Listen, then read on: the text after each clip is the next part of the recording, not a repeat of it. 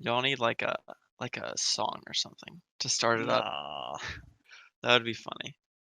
Just like I feel like What if it was like some hardcore dubstep? Like it was just no, I like. would make it the Spider-Man 2 pizza theme. Well, welcome back to this episode of the Big Tech Guys podcast. Did you start it? Gee, man, I've been recording for like the past 10 minutes. This is good. This is really good. I'm John. This is Garrett, as usual. and I'm Nate. Our resident Apple nerd. Hello. Yeah, we're inviting him for this episode because we knew he would want to talk a lot about this kind of stuff. So Yeah, and then after this episode, back to the gulag he goes. yep. Yep. Never showing up again. So yeah, enjoy him while he lasts, Mm-hmm. because he definitely won't enjoy his time back at the gulag. So Yeah, I guess we should just jump right into it. jump right into it. First of all, for a little bit of context, in case you've been living under a rock for the past 24 hours. Or he was not super into tech, which is fair. I mean, maybe you're watching this tech for information. Then that's why we're here. So There was an Apple event where they announced a ton of new services and products, starting with Apple Arcade and Apple TV Plus. They got their prices announced. Both are at like $4.99 a month. yes, Both of them, they're very competitively like priced when looked at in comparison to the new Disney Plus or Netflix or anything like that. You have Apple TV Plus, which $5 a month, which is not bad. But when you look at it in comparison to something like Netflix, you're like, oh, $6 I can do that, or $5 I can do that, and then you get it, and you're like, wait, there's only like 4 actually good TV shows on here. This is probably not worth my $5 versus Netflix, a where you month. might have $8 a month. There are so many quality TV shows, old and new, that you can watch. And so I think that's going to be a struggle for Apple TV, at least starting up. Yeah, see, they just don't have much of a library that's compelling enough. People will get it.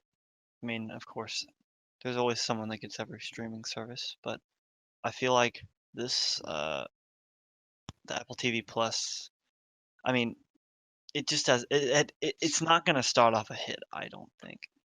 It's just doesn't have the I see a lot of people subscribing to it for a month, the first month, and hanging on watching those first few shows and cancel. Yeah, because you gotta have like kind of a library, like you can't just have a streaming service that like people get to watch like one thing and then are like, well, I've watched this one thing, now I can just cancel it and I'll be content with my life. What they've shown so far looks promising, but the question is it really worth like $4.99 a month for, well, basically a tiny library? That C show looks cool with Jason Momoa. That looks kind of cool. Yeah, I'll it does. I'll probably watch that eventually. One of the things about it that I thought was cool or interesting, I guess, because I think it just shows where Apple kind of knows where this is gonna go. They said after they announced Apple TV Plus that if you buy an iPhone, iPad, or Mac, you'll get 1 year of Apple TV Plus free. I guess that's implying almost that it's gonna start off kind of bad, but most people are gonna have it for free anyways, but it'll get better by the time the yearly subscription ends. So when it does end, they can start paying for it, and they'll be happy to because they've already liked it because they've made it good in a year. I suspect that's their strategy because it's hard to make a competitive streaming service startup because Disney's the only person who can really pull off a hyper successful right out the gate because they have IPs that they can just toss in there and get free money, like Star Wars, Marvel, their own like creations. It's just it's free money for them, and people like Netflix and Hulu and Apple TV Plus have to build their own repertoire of shows to make you watch their continue to purchase their streaming service. And Apple, well, I think they're aware that they have kind of a small lineup, and that's why they're doing the whole year-long promotion to kind of get people interested in it so they can get all their stuff together and have announcements lined up and out there by the time their yearly free subscription runs out. One of the things my dad was telling me was we were talking about like I think we were talking about like gym memberships or whatever, because I still had my gym subscription, but I wasn't going because, well, I'm not in that same part of town anymore. He was talking about how that's what they're really relying on customers to like get this membership, but then they're not gonna like alert you afterwards, like if you're not going to the gym, and like oh, you're paying $15 a month for this and you haven't been in 6 months, maybe you should cancel it. They just kind of leave it there because you're paying them. So I don't know how Apple TV Plus is gonna do it, if like you have to put in a credit card, or I don't know how they're gonna do it. I would be interested to see if like it auto started charging you after that first year, so that they're kind of banking on the people who just don't know how to cancel it. Or Well, I care think enough that's to cancel. exactly what it is. I'm on the website right now, and it says with purchases 1 year included, and it's got a little like a footnote on it saying once your subscription's up, the plan will automatically renew until canceled. So, and in order to have an Apple ID, an Apple account, an iPhone, you have to have your credit card hooked up. So they're definitely gonna be making bank off of people who just forget um, to cancel because they have it for a year and they're like, oh yeah, I forgot I had that. Now I'm losing $5 a month for something I don't even use. And by the time you realize that they've already run off with at least a part of your money. Right. $5 whole. The same goes for the Apple Arcade too. Not to the same extent because what they don't give that out. John, I'm curious to hear if you've heard of this. I know, Nate, you have not, but have you heard about the sequel to Enter the Gungeon and its whole deal with Apple Arcade? I was reading about that today, actually. How it is exclusive to Apple Arcade, and Oh, most really? of the fans to Enter the Gungeon are on normal consoles like PC, PS4, Xbox, and Switch. Actually, there's a pretty big fan base on Switch. It's mainly, I think, Switch and PC. But anyway, the sequel to this game is exclusive to Apple Arcade for, I believe, a year, or maybe even indefinitely. I think it's a year, but I don't know. Don't quote me on the exact length, but it is exclusive, at least for the time being. And people are, well, people are not happy. It's not quite Epic Game Store level outrageous, but it's got the whisperings of that kind of. I'm just curious to see what you thought on it, because it's almost like it's not a competitor to Steam or even really PS4, Xbox. Really, it seems it. At least not right now. It's not. I don't know if that's really what they're trying to aim for. I'm honestly not sure what their goal with Apple Arcade is, as far as like competition wise. Um, because unless it's like trying to create it for itself a hardcore mobile gamer niche. For some context for those listening at home and also don't know what we're talking about, Apple Arcade is a brand new subscription-based service that you can use to basically pay $5 a month and you get access to what I think 100 games that are going to come out at launch. Over 100. Over 100. So it's kind of similar to something like Xbox Game Pass. The only difference is that it's for mobile games and it's a brand new thing. I don't know if there's as many games on Xbox Game Pass or if it's the other way around. Much more on Game Pass, at least right now. I think that whole exclusivity deal, I think flies under the radar. It's annoying. I agree. I don't think that we can say that like the whole Epic Store exclusivity deals yeah, we can't really say that they're like they're basically the same thing. Like it's both an exclusivity I can't speak. I'm just not gonna say that word again. It's the same. It's the same deal, but I think the reason that the Enter the Gungeon gets a pass is because what Epic's done in the past with indie games on that were on Steam and then at last minute went to Epic Games is that um like they had like a Steam page up for a lot of these and everything, and they had like pre-orders that they had through Kickstarter um that they had keys ready for, and then when it went over to Epic Store, all of those like pre-order keys were just gone, and the developers couldn't give them back because Epic doesn't have a system like that in place yet.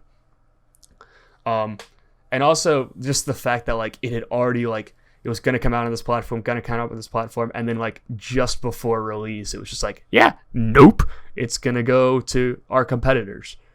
I think the reason that it goes, I think it's somewhat more justified, is Apple also hasn't made like they haven't made a super big deal about it. Like Apple hasn't been like aggressive, I don't think, with trying to get it on at least publicly. Does that make Right. any sense? Yes. Like Apple hasn't been like Apple didn't see like this game was coming out on Steam or whatever, and it was like, hey, what if we made this an exclusive on Apple Arcade? Because I didn't hear about it on Steam or anything like that. I don't know if there was a page. So I think it's just the fact that it is like it's now for its first release coming out on Apple Arcade. I think that kind of helps its case a little bit better. I don't like exclude. I told myself I wasn't gonna say it. I said it again. I don't like platform specific deals like that. They kind of bug me, but I think Apple's done at least a decent job with like making it like not like they're not trying to be the bad guy. I agree. I think they have handled it better than all of the Epic Games fiascos. But at the same time, like I'm not a like diehard fan or a fan at all of Enter the Gungeon. But for those who are, who've played it on the console of their choice for years, I don't know, About 2 and years, then maybe. having to either one switch to your phone, or two, if you really want but you don't have an iPhone, like you have to buy a new essentially console, which I mean for Apple, sure, buy a new phone, that's fun. Um, but a lot of people don't have iPhones, and those people might play Into the Gungeon. And um, this is like kind of different from the Epic Games where it's still on the same console. Like you don't have to necessarily. It's a different like software or whatever, but you're not having to dish out hundreds of bucks just to be able to get access to the game. Whereas here, you're having to switch platforms completely. So I think Yeah. it's a little tougher to make that call in this situation. I definitely think on their part, the developers' part, it would have been smarter to develop a completely new type of game or even a mobile adaptation of Enter the Gungeon. I think that already exists, but I'm not sure. Um, that might have been smarter than creating a sequel and asking your fans to go jump over to Apple Arcade, which see, it's not. I will say, in a way, it's not quite the same. Like the whole thing with Epic Games, the reason why people are mad is that Epic Games Store, instead of making a better service than Steam to compete, they just started swiping games to make themselves a competitor, as opposed to actually making a online marketplace that was better than Steam. They just swiped games.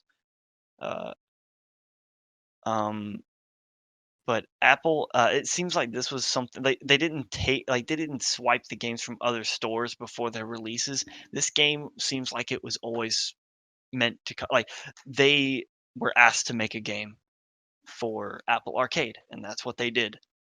I just think I don't know.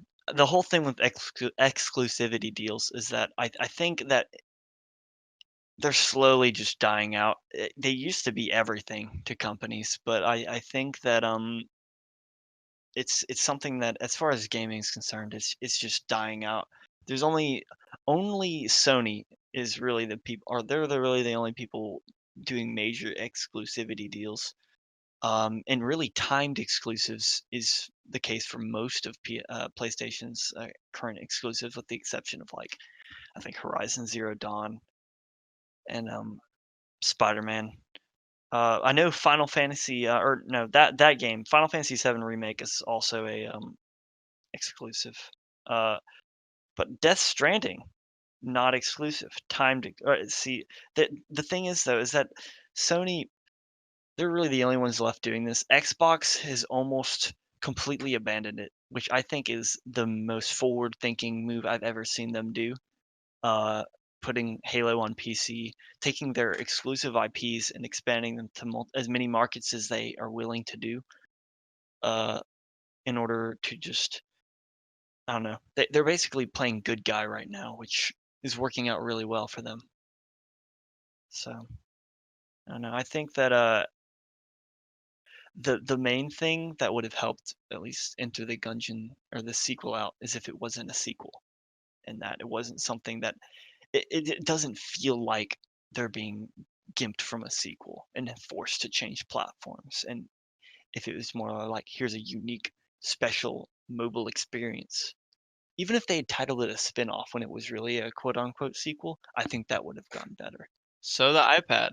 Yeah, yeah. It really surprised me. I was not ready for them to release an iPad like this. I was just confused really at the beginning because I felt like the iPad Pro was a step in the right direction.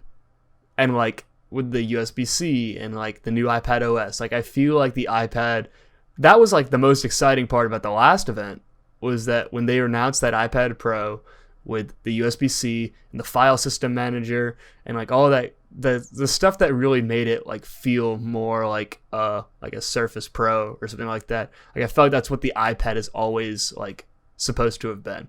But then I just felt like the this iPad is just like, it just feels like two steps forward, one step back. Like it kind of confuses me why they're releasing it. I guess just because like they want to like convince people to not buy a Chromebook and buy their thing instead. But So you're not in favor of this iPad. I just, this does not seem like Apple. It feels like because Apple's thing has always been innovation. So everything they release innovates off its predecessor, whether or not that's a big innovation or tiny innovations.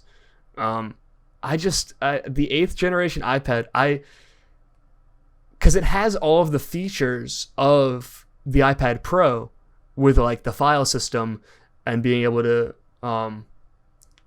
like use a mouse and keyboard. Like it has all of that stuff, but like it's a step backwards as far as like, I'm pretty sure it uses a lightning connector, and it has like those awful bezels. Like it's just so, if I feel weird about it. I have very mixed feelings about it. Mostly negative though. So when we were sitting in the cafeteria and I was watching the iPad one, and like you said, the last event they were showing off iPad and the new OS, like iPad OS, which I think is the huge change in iPad evolution. I think just the ability to have extreme multitasking, um, even duplicate tasks within the same app, um, and the introduction of like the Apple Pen.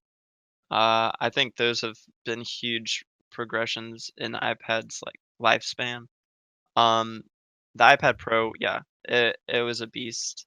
It is a beast, but it's $800, and as it's labeled, it's Pro. Um, I have like all of them up right now because iPad, the labeling for iPad has always confused me. It's changed so much, but it's also stayed the exact same. Um, but this new iPad, it definitely is a step back. Um, like every other iPad they're selling has their A12 chip in it. This one has their A10. So if I'm reading that right, it's 2 generations behind, which, like, to a base consumer, it's not, like, the end of the world. I think it's worth the $180 cheaper, uh, than the iPad Air, which is the next step up. I think it's targeted mostly for us, like college students, people who just use it as a daily note-taking, paper writing kind of, uh, target audience. Uh, I really like it just because it supports the keyboard, the pencil, um, and supports the new OSs and stuff, but it's not insanely expensive. It's not 800 bucks like the iPad Pro. It's just 330. And they were also, I don't remember them mentioning it in the um, stream, but then I read later that they're having sales for college students on iPads, which is clearly like them trying to direct the focus towards a portable paper writing, note taking device. I think my thing that I think is why this feels just so out of place to me is like I don't expect Apple to make like cheap products either. Like normally they make like what I said earlier, like if like they make products that innovate and they're just naturally like they get more expensive every time. So to see Apple make something that's like way back, I know that the last iPad, I was thinking about this just now, like while you were talking, and the last iPad that came out before the iPad, before like the newest I guess generation of iPads, like the iPad Pro, that was an old iPad. Like it was several generations back. I think it was at least A10, probably even like A8, A7, something like that. That was the last one they released. And so I guess that makes sense for them to release like an updated version of something they already had for like a market they already have. So I guess that might be why. Um, I just by a quick Google search, like Chromebooks are like they're like $100 to $150. So for an iPad to start it, I think it's 330. Yeah, it's I guess they're not really. I don't even know if they're trying to compete in that market. I guess they're just trying to. I just my thing is I don't know where it stands. Like I don't know what its purpose is because what my fear is that it has this support in quotations for like the pencil and the multitasking and stuff like that, but it doesn't have the processing ability to make that like worthwhile because it's using an older chipset, because it's using um like an older CPU, older GPU, because it's just an older it's an older upgrade for a new lineup. I just don't know how long it's gonna last with iPad OS, with its file system, with the Apple Pencil, with the multitasking, all that stuff. I just don't know how well it's actually going to support. I expect it to support it pretty well because Apple doesn't normally make an operating system for a device that, like at least initially, that does poorly. But I don't know. So my whole thing is that I think that the iPad has always fulfilled a very specific niche, like in the market. Like even the Surface Pro, I feel like isn't a true competitor because I feel like it's a few steps up, if you know what I'm saying, from an iPad. Doesn't it cost more as well? Yeah, they're actually kind of expensive. I was looking at them the Yeah. other day. Surface Pros are I feel like a Surface Pro is like you have desktop at the top, you have laptops, then you have the Surface Pro, which is kind of like a weird it's like it's really a hybrid between a laptop and a tablet device. And I think that the iPad was always your traditional tablet that you're not exactly using it to do like it's not meant to do everything, but it's meant to do a few good things pretty well. Like a Surface Pro is meant to be very extremely versatile. They really can act as your acting computer, pretty much. Uh, which is kind of the idea. It's like you can use it like you would a tablet, but you can also use it like you would your laptop. And I feel like the iPad is starting to. It feels like it's trying to start to push into that Surface Pro market, but it doesn't have the same stuff that makes a Surface Pro good in its niche. Like I feel like it doesn't do the laptop job well enough to actually compete. And yes, it's much cheaper, I'd say on the whole. Surface Pros I think range around 600 if I'm Yeah, correct. I just looked it up. They're like 600. 690. Yeah. Uh it's much cheaper, so that is a good point, but I feel like it just doesn't it's starting to push into a market that I feel like it had a market that it was good in, and like it was I'd say even dominant in, and then it's starting to push into Surface Pro, which I feel like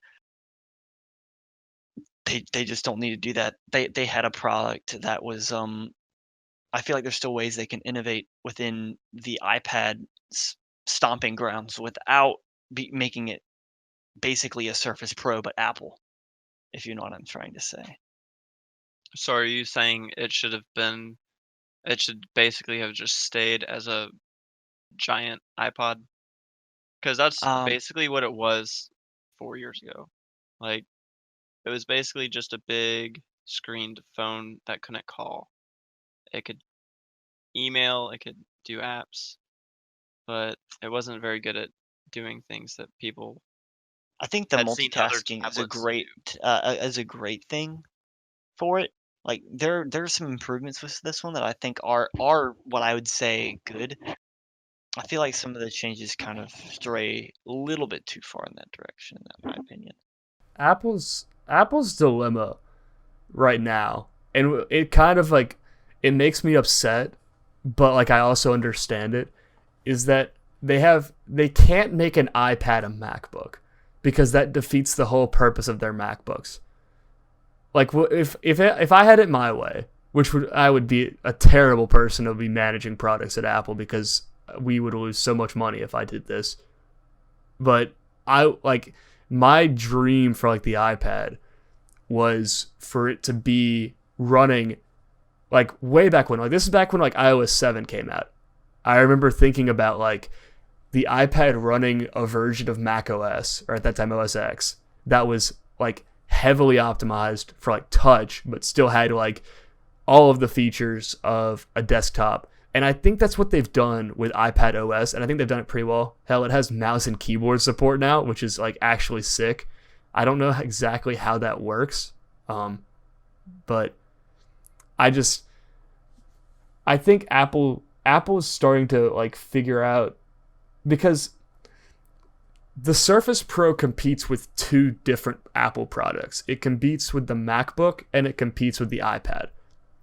Because neither of them, because the MacBook is just a more complicated, or the iPad is a much like much more simple version of the idea of like a laptop. It's like a two-in-one without one of the sides. But like it does that side pretty dang well. The iPad Pro is I've gotten to play around with it. First of all, the screen is so satisfying to use because it's that high refresh rate. Second of all, it just feels like what an iPad always should have been. So I guess that's just Apple's problem when they're developing like the iPad and the MacBook is you're not going to please everyone, but you have to release two products for two different kinds of people. Yeah, I feel like touching on what Garrett said, like the Surface Pro and the iPad, they're two sides of the same coin. They're two ends of a spectrum. They're both trying to reach some middle ground of what a tablet is. Surface is a laptop trying to be a tablet. An iPad is a phone trying to be a tablet. And I think within the next few years, we will have hit basically just uh, Everything's a a tablet. stalemate where everything is kind of the same, more of the same. But I think because in the wild, I've seen way more iPads than I have Surface or any other kind of tablet device. Um, just like out in classes. Um, and I think that's mostly because of Apple's ecosystem. And just once you have one device, you're just kind of you don't want to stray away from it because it's just so easy to have an iPad and a phone and a watch and a computer. They're all streamlined perfectly. And I think that's the main thing that keeps iPad relevant versus someone having an iPhone and a Surface. Um, I think that's just one of Apple's hugest points in their market. Just the compatibility between all of their products. Yeah. I think that's just it's always been ever since they've really expanded into multiple products. That's been it's been their strong suit. And they've really doubled down on it over the years, and basically the full integration of all of your of all of your electronics is really what they're going for. So and yeah, I think that's really I'd say their biggest selling point. I think one of the subliminal things that like is just a good example of this is like the whole green bubbles versus blue bubbles thing. Like that's a psychological thing that I don't think we think about. Because I remember when back a long time ago when like the first iPhones were out before they had iMessage and all the bubbles were green anyways, and then they added iMessage and like if you had iMessage you were texting somebody on iMessage, the bubbles were blue. And I distinctly remember when that update came out. And I basically forced my parents to turn iMessage on like their phones because I wanted to start like receiving messages on their phone. This was like when I was like in 4th grade. Like I wanted to see like the blue bubbles. I wanted to like I didn't want to text somebody and have the response be a green bubble. And it's such a silly example, but like it's so psychological because like you see a green bubble when you're texting somebody on an iPhone and you're like, oh, they don't have an iPhone, but you see that blue bubble and you're like, it's like a super low key status symbol. It's the same thing with uh, Apple Watches or AirPods. Like me and Danny go to the gym every day. 80% of the people in there are rocking AirPods. Like they just are. Everyone has them. Walking around class, everyone's wearing them. Uh, it's definitely a status symbol. And same with the watches. I mean, uh, they're just status symbols at this point. Speaking of the Apple Watch, uh, with this nice segue, Apple also announced the 5th generation, or I guess Series 5, the Series 5 Apple Watch. I I'm not an expert on the Apple Watch because I've never had one. But one of the things that I thought was super cool wasn't so much what they were announcing, like with different Apple Watch features, but with like kind of the technology behind it. I think they talked about it more with the iPhone 11. They kind of explained it more. They basically have this thing where like they have an always on display now that like dims whenever you're not looking at it, which I thought was super cool because I think that's one of the things that's kind of bugged me about the Apple Watch is having to like not just being able to glance down at the time, having to like raise your wrist to do so. Um, I thought that was like super cool, and I thought that was like the best thing that I heard about it. I'm curious what you have to say about it, Nate, since you are a resident Apple Watch expert. I don't know. When I saw it at first, I was a little like, eh.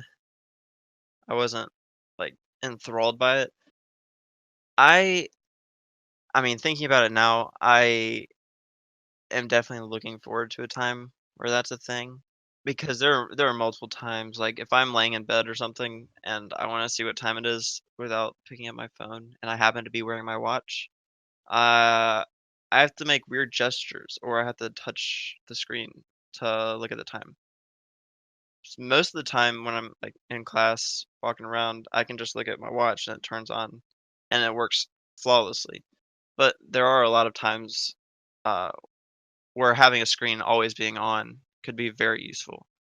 And I think that's a great thing that they're doing, and that they're managing to keep the battery life the same that as it has been since it started, which is very impressive. And aren't they doing that by dropping the refresh rate to 1 hertz? Yeah, that was that was super cool because that's what makes it work.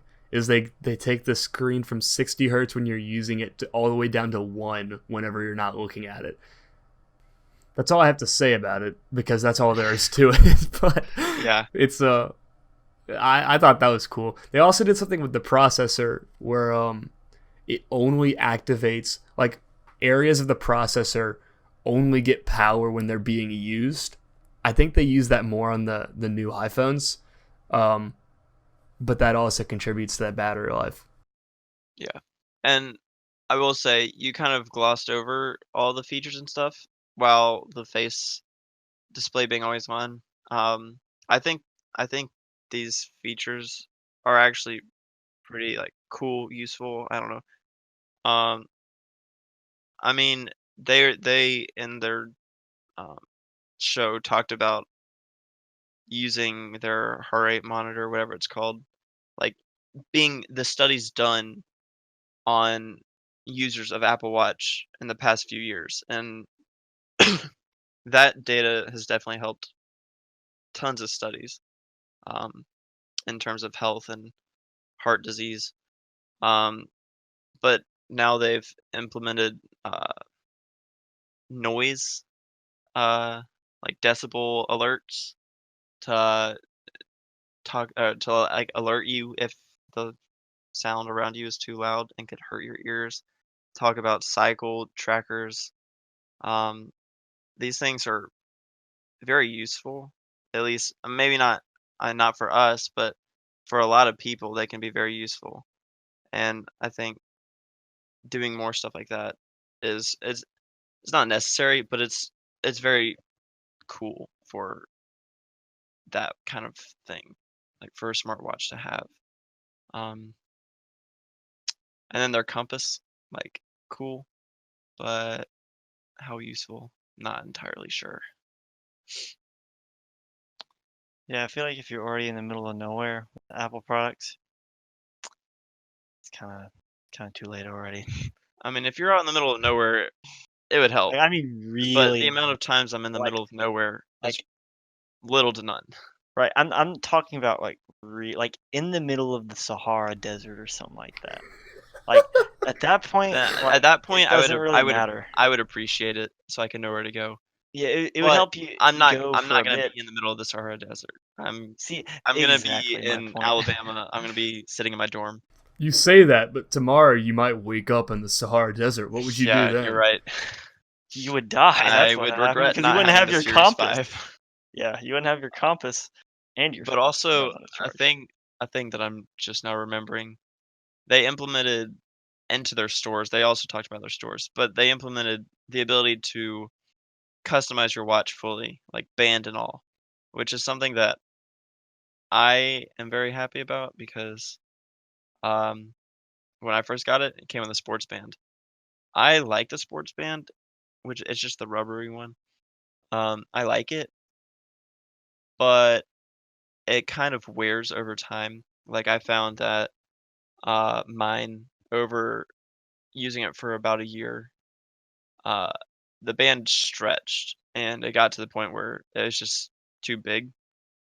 So I had to get another band. I don't remember what it's called, but that was the band that I got was the one I initially wanted with the watch, but they didn't have a watch with that band and the right size that I wanted, which was disappointing. This is I like this a lot more because obviously you get to pick exactly what you want. You don't have to buy what they give you and then go and buy your $80 watch band separately. You can just bundle it together. That sounds a lot better. Like when when you pay for it, you get what you want. Not Yeah. you get what we have, and you can spend $80 later to get what you want. Seems more consumer friendly in that regard. Yeah, for sure. Dang, they made the Skyrim character selection screen in real life. What are you But actually, though, That was a terrible joke. I'm cutting that out. you should.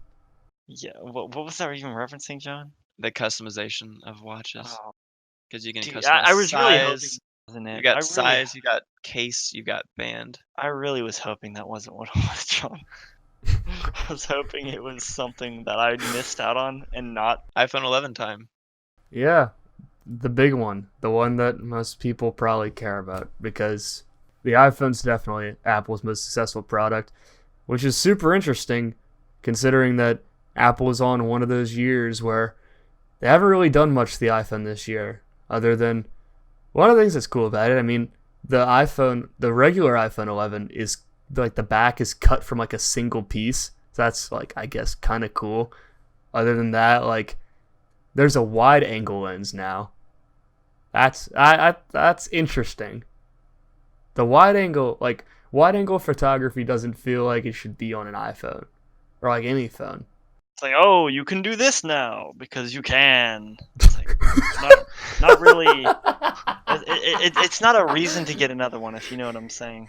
Right. Like, it's not like, oh, I gotta upgrade right now. It's, I guess I can wait 2 more years till my plan expires. Yeah. or needs So renewing. like It's one of here's those. here's my problem with this one.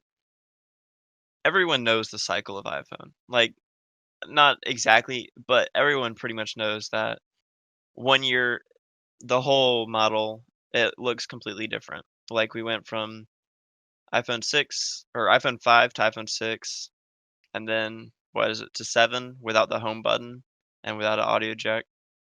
Then from 7 we went to 8 and X, which took the home button away.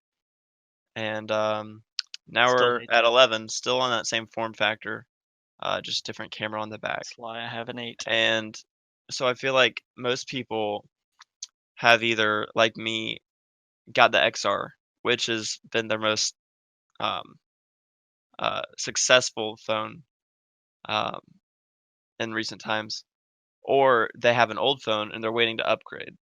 And I feel like if you have an old phone and you're waiting to upgrade, you're like, I'm waiting for an XR, or I'm getting an XR, or I'm waiting for this new phone. But oh wait, this new phone is literally the only difference is a camera, and like it's a little bit faster. And I feel like that's not enough for people to upgrade, which I feel like comes around every year or two. People are like, well, that's not worth it, and so they don't get it. Um, I feel like it's just kind of a vicious cycle with Apple products. I saw a tweet somewhere. This relates to both the iPhone 11 and the iPhone 11 Pro that it feels like Apple's just released a brand new camera instead of a brand new phone. Which is basically all they did. They have a bunch of cool camera stuff. Wide angle lens, obviously. They added a night mode, which seems to be effective. You can now do portrait mode with any object. That's kind of cool, I guess. That's pretty cool. Yeah, that's cool. I mean, not enough to get an upgrade, but like, it's a cool feature. It'll be cool in the next iPhone when everyone gets the next Yeah, one, it'll be a feature I will be looking forward to an iPhone in 12. the next couple of years. Which you hate to say that though. Like you're like, wow, like I really don't care about this until next year. Like when hopefully Apple releases something groundbreaking. Like I feel like I just watched an E3 event and this is multiple years in the future, but like it's out pretty much now. Like but I just don't want it that bad. Like I'd That's rather have called the something watching the Final Fantasy that 7 remake reveal trailer in 2014 and seeing it release in 2019. That's exactly what that is. John, going back to whatever you were talking about the camera Twitter post, whatever. Um when they showed off the Pro, I don't know if you remember, but like they started it off by like literally on the lens of the camera and then like zooming out and like pitch black. And I was like, "Oh, uh, I don't know why it was dumb because I knew that the iPhone 11 Pro was going to be like there was a 3 camera setup because I had read that. like before the stream. But I just saw the camera lens and I was like, what if they just did an iPhone like a eye camera? Like that kind of sounds dumb, but Apple has been like really focusing on their camera in the past couple generations of iPhone. Like the XR, huge jump in camera, adding dual lens setups, triple lens setups. Why don't they just make a camera? Like I feel like I don't know.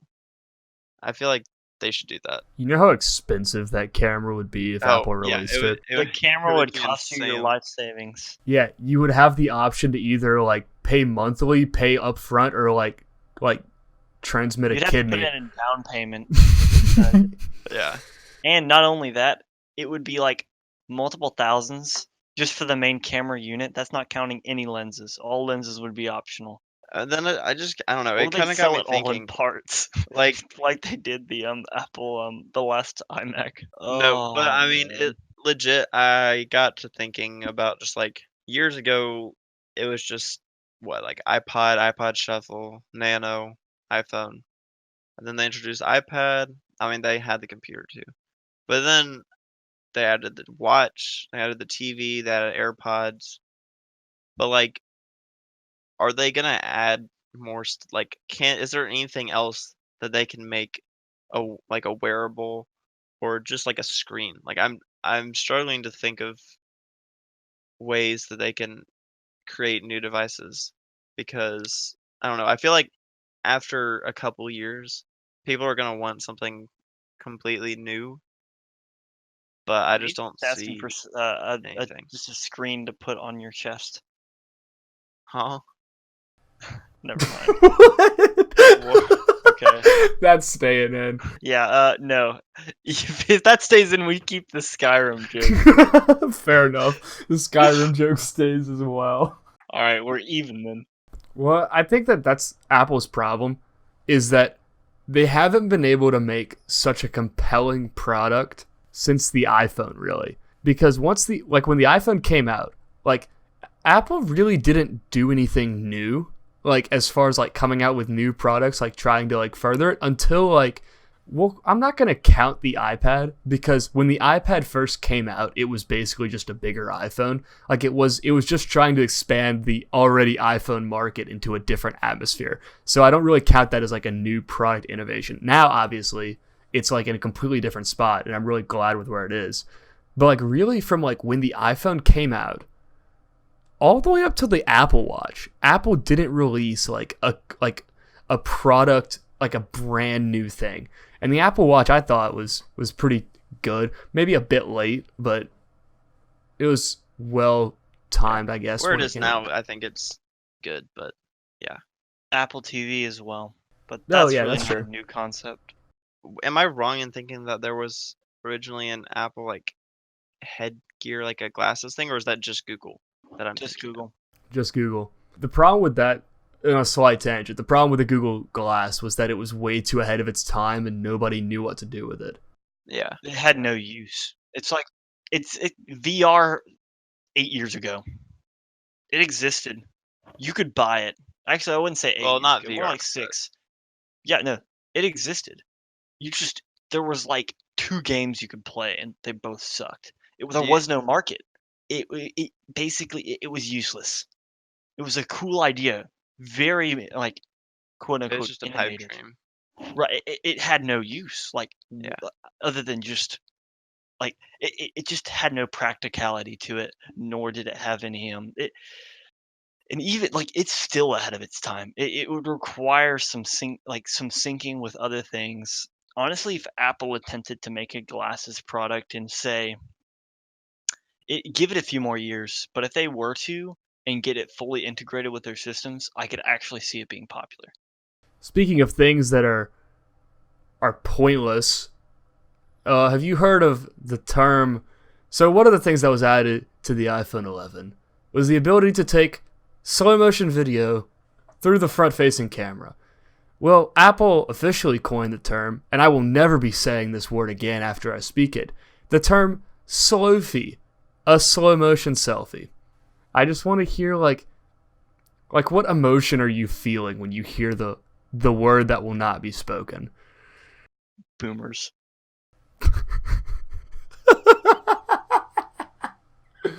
I appreciate that they added it. Like, it's something that people are gonna use. No. It's something that I like. Okay, slow mo can be fun. It's fun to just mess around with. Doing it, you always point the camera at somebody. You can never do it to yourself. I think you would. It's just like a nice little gimmick to have to be able to slow mo yourself.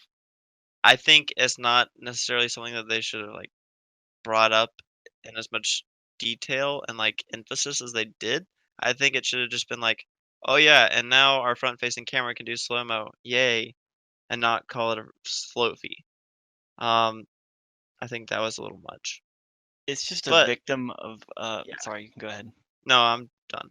But I was just gonna say it's a victim of a phone that already didn't have that many features, and they're just trying to say everything they changed, Yeah, and it's just that's a dumb exactly it. feature. And it's like, well, it doesn't help when you're grasping for features to say that we changed when you're just it's just not a good sign Yeah. when you're trying to market your new product, and that's what Now, you have to dedicate screen time to. what I will say is that iPhone 11 was like shockingly cheaper than I was expecting it to be. Um, Right.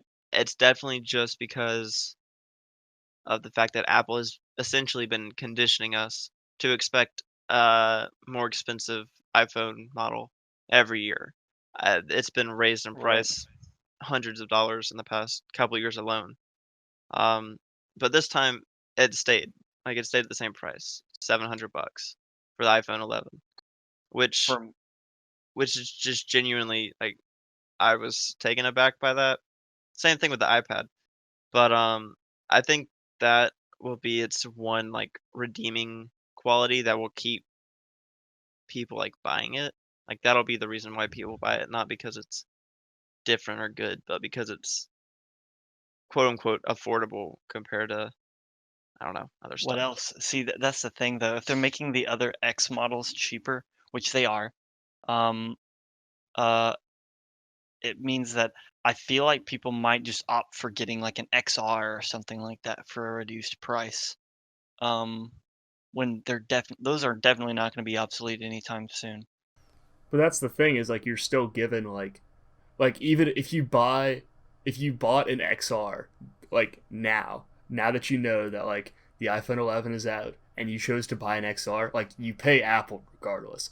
But I just don't think anyone is going to upgrade to the 11 personally, unless I don't know. I think that for a phone where they change so little, keeping it the same price, I feel like it makes sense. You know what I mean? It Yeah. uh if they had raised the price, people would have been mad, I feel like. But And also, they did that with going from 7 to 8.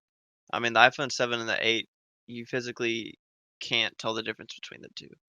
Like right, they I just mean, phased out the 7. I'm pretty sure. Yeah, they're the exact same. They're just iPhone 8's faster, has a slightly better camera, but it's more Mhm. expensive. It's lasting longer than the 7. I think I don't know.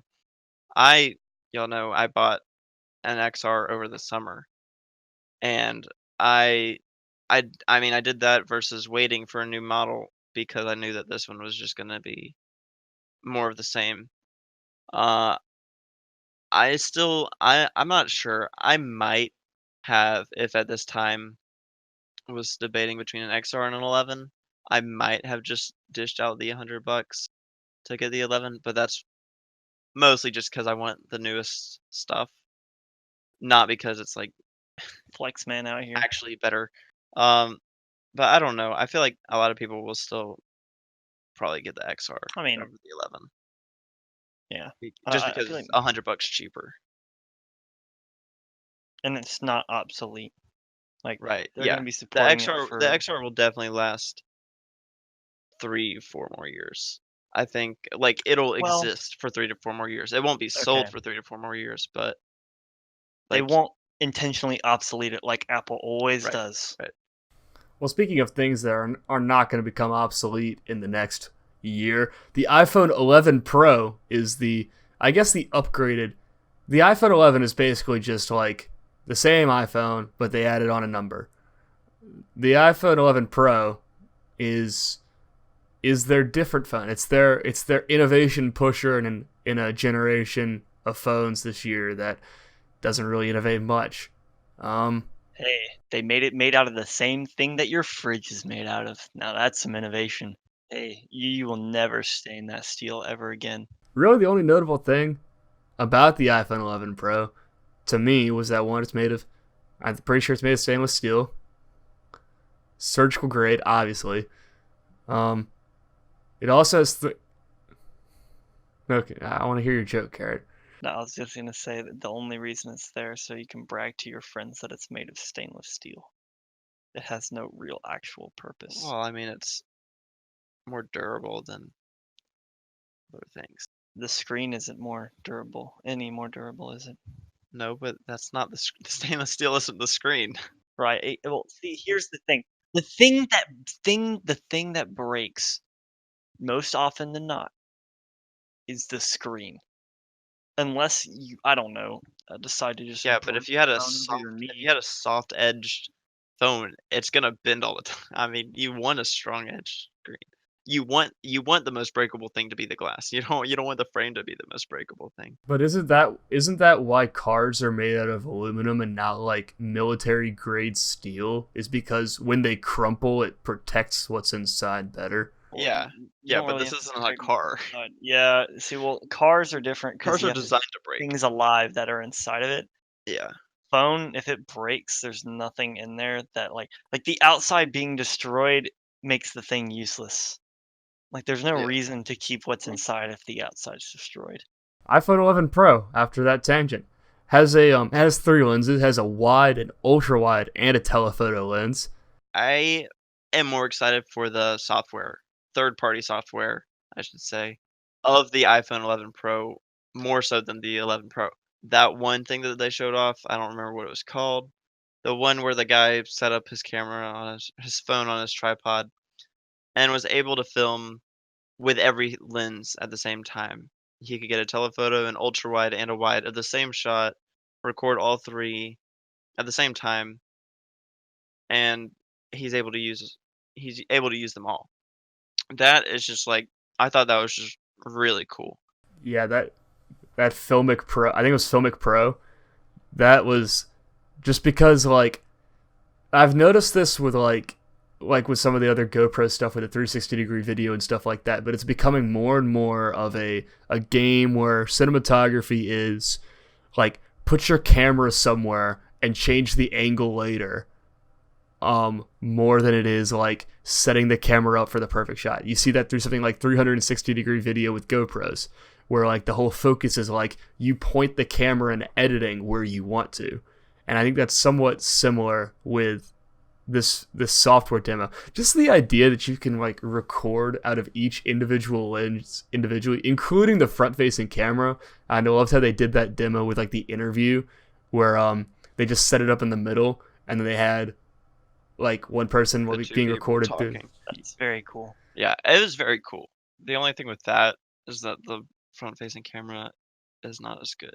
So you're getting two different qualities. But yeah, nonetheless, it's still very impressive, and I'm excited for future phones to incorporate that software. Not this one though. I really like the this is just a general thing about the lenses.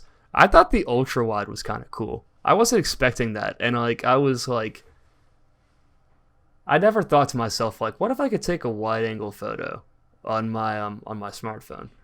But like now that I've seen it, I was like there's some of the pictures they took because like normally I'm like, wow, that's a cool picture. Like because they always have like some beautiful picture they show off with the but when they showed off the ultra wide, like I kind of got like chills because I was like, oh, it's just gonna be like a warped picture. Like it's not gonna be that like high quality of an ultra wide picture. And then lo and behold, they release.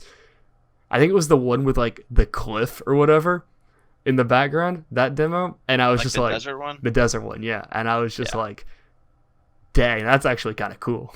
Yeah, I didn't know I needed it, but like now I do. I want it. I mean, like, not super bad. I It's definitely something that I look forward to in future models. Um, yeah, I appreciate it, but you know, I'll enjoy it in the iPhone 12. right. See, because like Theme portrait theme of mode, this podcast. right? Because like there are a lot of things that I've liked that they made a big deal out of on other phones that maybe was not like even their biggest selling point, but like I've enjoyed them as little extra things to my phone. Uh, when I actually get a more innovative model, portrait mode, found myself using that a lot more than I thought I ever would. Hmm. I really like portrait mode, but yeah, I feel like some of these features, especially the different lenses, if they decide to keep them in later models, might actually make uh, those newer models just have a lot more as far as features and stuff. Uh, Also, I just remembered this.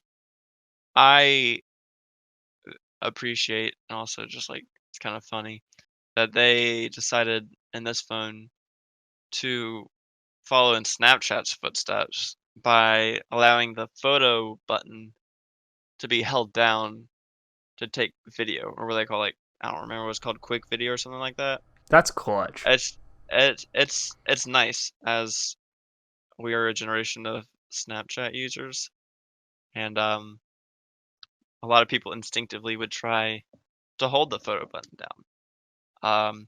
It's just a nice little touch that they put in there. It's much easier to do when you're trying to take a quick video of something happening than swiping over to video. Wait, how are you gonna take burst photos now? Yeah, I legitimately just tried, like, on my phone, I was like, "Wait, hold on." It might just be a setting, or it might be another tab. I Maybe it's don't force Yeah, press. Do they still even have those on the XR and XS?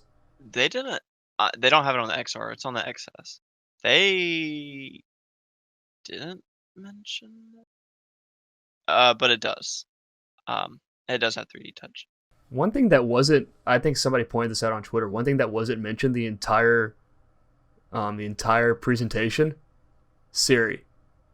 Oh, yeah. They never said anything about Siri. They had one part at the very beginning where they did like the little doo doo like Siri thing, but like they didn't say anything about Siri, which makes you wonder if like Apple's starting to like realize Siri's not the best. Well, I don't know. I feel like Siri has got to a place where Siri needs to be.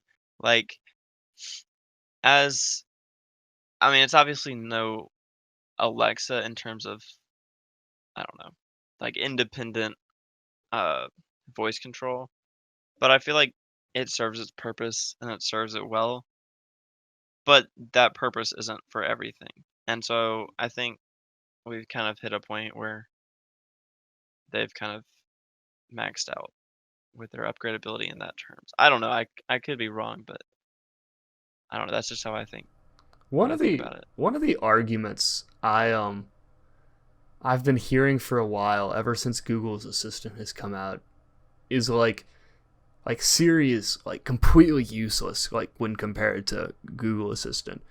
Which this might be an opinion coming from a person who's never used Google Assistant or really just doesn't use voice assistants in general.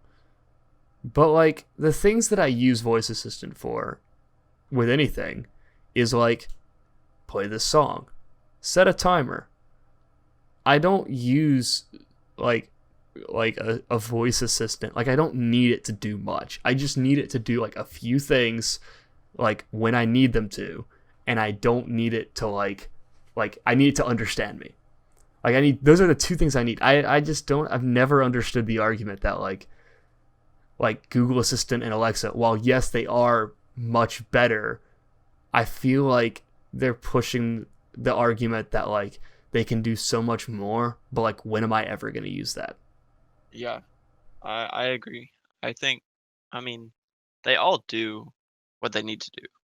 Not There is rarely a chance or situation where I say, "Hey Siri," and I ask her to do something and it doesn't do it. Like, I know what it can and can't do, and I'm not gonna ask it to not do that. Because if I really need it to do something, then I'll just do it myself. But what I do like is that, I mean, me and you, John, have our iOS 13 betas, and I'm not I so I guess people were saying it's in 12, but I'm pretty sure it's just in 13. The Shortcuts app, like where you can basically program Siri to do stuff, which I think just kind of pushes that boundary to, I think, the end of the road. Like they've pretty much, I mean, it's not, obviously it's not perfect, but it's very good. And um, I think that application just allows it to be fine-tuned uh, further by the user itself for someone who like actually would use it. I think that's a nice touch. It's weird to see voice assistant technology like come into the fray, like pretty like relatively, come into the fray like relatively recently, and then like not even get talked about at the new event. I guess Apple, yeah, it's super surprising to see like because there's been a lot of talk about Siri, and they've made a big effort to put it on like the Mac and like to improve it. The Shortcuts app, they've seemed to have focused on Siri for a while. I'm wondering if this is like the beginning of the end, where Apple kind of leaves Siri, like you were saying, Nate, like leaves Siri where it is, and then like develop something else around it. Because one thing they've also been talking about a lot is machine learning, and like it's pretty dang good, which is kind of sad because I'm such a repetitive person. So this like tailors to me. But like swiping down on the search bar, and like it knows exactly what I want. That's kind of crazy. I just realized like I'm on the Apple page. I might just be bad at navigating it, but I can't find like what's it called? Like the iHome or Apple, whatever. Like the Alexa competitor. Did they take that down? I It's do in not music. see it. It's in music? Yeah. Okay, because I completely forgot about that thing. I think that was the last time they legitimately talked about a Siri-esque thing. Frick.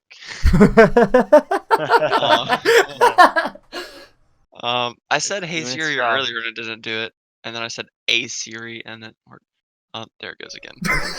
Yep. Nice. Nice. But I mean, like that was the last time, and that was what, like a year or two ago. You know what Apple has also not released yet? An Apple released wireless charging. Yeah, that is something that's Surprising, just actually. bizarre. I feel like they innovate in so many ways, but then someone else just outdoes them, and they just go, Well, "Well, we lose in that front." Well, they promised AirPower. They promised AirPower like I think it was 2 years ago. They promised it when the X came Air out. power. mhm. Yeah, they The promised it. phone would be powered by wind, like or not like No, Garrett, no, Garrett, no. I'm a retard. No, no, no, no, no, no, no. Garrett, oh, sweet, sweet Garrett. What the freak is The- wrong with me? Yeah, someone's not. I literally, it hit me right when I said it. It hit me right. It's 12 a.m., John. guys. You have to keep that in. That's staying. The Skyrim joke stays too. God. God, why am I so dumb? Yeah. Holy cow. That might be the dumbest thing I've said in a while. Today. Hey. Hey, it's alright. We only have like 5 subscribers, so like it's not gonna Yeah. drastically Hey, affect I it. subscribed earlier today. Whoa, 6 subscribers? Okay. Bro, we are popping. Actually you have 8. Michael Bublé will see this in no time. But okay, also one thing I was really disappointed about, and like so in the past year I've like every once in a while I'm like, I wonder what the new iPhone will look like. And I'll go on YouTube and I'll just like look up iPhone 11 or whatever. And I'll like look at it and be like, "Oh, okay." And then just not look at it again. But I have wanted AirPods for like a year now. And the last like AirPod 2s when those came out earlier this year, I at first was looking forward to them because I was like, "Oh, I'll just get the new generation and, that'll be that." But then they were, like, not much different. So then I was like, well, everyone was saying the newest AirPods, which they'd be showing at this one. I don't remember if people were saying that they'd show it on this event, but they're talking about them being out for this holiday season, which would lead people to believe that they would show them on this event. Um, but yeah, they weren't there, and I was a little disappointed by that 'cause I wanted to see them. Because I know that they're talking about some big stuff with. I think one of the things that you hit on is that Apple is so bad with leaks. Like it's kind of bizarre. Like I remember Unbox Therapy in I want to say like July. I want to say like July had a video where he had a prototype iPhone, which was built based off of I'm pretty sure like a case, like one of those case templates for case makers. I just feel like it's so sloppy because like I want to watch an event and be surprised. I want to watch an iPhone event and I want to hear that. But we have one more thing to show you and then be blown away. But like I haven't gotten that. Like every time I've watched it, I've been like, oh, like Unbox Therapy showed that like a couple months ago. Oh yeah, Everything Apple Pro made a video about that last week. I want to be surprised. Well, to their credit, they do try. Like, I mean, there's stories of people or like people who work at Apple or Apple facilities. Like, everyone goes through security checks, metal detectors. No one goes in or out with any kind of new phone or anything like that. Any kind of cameras. It's all locked down tight. But as being Apple, pretty much the biggest company in the world, iPhone events being one of the biggest reveals every year, it's inevitable that leaks are gonna happen, and it's a kinda disappointing thing, like, with movies and stuff too, like, leaks happen all the time, but Mhm. it's just I don't know, it's something else about iPhone that's just kinda like it's disappointing because like what you said, I every time I hop in to watch an event, I'm just hoping that all the leaks were wrong, or at least one of the leaks were wrong. The phone looks completely different. Like, I don't know. I always hope, but it's never the case. It's always exactly what the leaks are, which is just disappointing. Mhm. The only time I've ever seen like the company that I've like this is really never anything. Like the only company I've seen actually like manage to keep a lid on leaks for really the most part in general with a few exceptions. And if they ever get out, it's usually like two a day or two before said event happens. Um, is you probably guess it from me, but Nintendo. Um, they've done a really good job keeping a lid on actual leaks uh, over the years. The worst thing there's only one like actually abysmal leak I've ever seen like happened in Nintendo, and that was when Smash 4 is releasing. Someone managed to record every single new character that had not been revealed and just post them all on the internet. It was someone in their testing department. That was a really bad because it was like a month before it came out, and it really people were not happy with the game because they didn't like where it was going. Basically, they weren't able to control expectations because of that. And I'll say to Nintendo's credit, other than that, for the most part, leaks have been limited to like flyers a day or two before, like say E3. People will snag a picture of like banners they're hanging up from behind closed doors and stuff like that. But for the most part, they can keep it under wraps for really well, which you don't see almost anyone do between data mining and all the many ways that people can find out information on upcoming things, data mining and leaks. And you're right with Apple. Apple has so much of a harder, they just have so much of a bigger issue with controlling it because they can do a lot on controlling it from their own headquarters. But as John said for the how it was leaked last time, literally it was the case makers, people who make iPhone cases. Yeah. Like they can't control every possible source, Yeah. and it just gets out of hand with how many people that they're relying on to keep it under wraps in order to have product like companion products available and stuff like that. That's I think the biggest thing that messes them up. And that's why movie stuff gets leaked through posters and stuff, promo materials, stuff that they want to release simultaneous with movies and stuff, like Star Wars posters, Star Wars merch. I think this concludes the episode of the podcast. I had a nice little tangent there about leaks and stuff, just overarching things about the Apple event. That's really it. Well, any parting words, John? We have this podcast on multiple different platforms now. We have it on SoundCloud, we have it on YouTube, and as of yesterday, we have it on iTunes and Spotify. So, Hey, if you could leave a rating on those platforms, a comment on like SoundCloud or YouTube, like the video and subscribe on YouTube. I don't know. We don't have anything to plug. We have like, hey, go listen to like our other episode of the podcast. right. Um, We'll get some other stuff later, I promise. Hopefully, maybe. Y'all should have tried to get sponsored by Apple for this one. yeah, sponsored by Son of a- Apple while we just completely crap on their entire event. Yeah. Yeah. Yeah. Well, on our second podcast ever. Yeah. Old That would Boots. have been a huge step up. Our podcast guest should have just been Apple. It should have just been You Steve should have just Jobs. had them. We resurrect Steve Jobs. Bring him back from the grave. And he'd complain with us on how they've tarnished the Apple products. This They is. ruined the iPhone. I'm pretty sure that's on 99,000% not how Steve Roll Jobs. Tide, I'm Steve Jobs. See y'all later. On that note, I would say the podcast is concluded. Thanks for listening as always.